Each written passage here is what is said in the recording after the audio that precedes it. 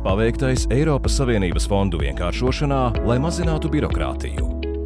Tika apkopoti vairāk nekā 400 sabiedrības priekšlikumi. Priekšlikumi pārtapa Eiropas Savienības fondu vienkāršošanas rīcības plānā, kurā noteiktas 4 prioritātes. Vienkāršot projektu atlasi, efektivizēt projektu pārbaudi un uzraudzību, uzlabot projektu iepirkumu procesu un atteikties no liekām prasībām, kas pārsniedz Eiropas Savienības noteikto.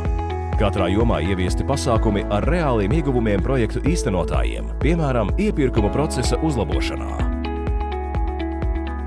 Saskaņots atbalsts no Centrālās finanšu un līgumu aģentūras un iepirkumu uzraudzības biroja, bez pārbaužu dublēšanās. Vienkāršāka dokumentu aprite, bez iepirkuma pašpārbaudes lapas. Un rosinātas atvieglotas iepirkuma prasības privātajam sektoram. Iesniedzējis savu priekšlikumu Finanšu ministrijas mājaslapā, sadaļā Birokrātijas mazināšana.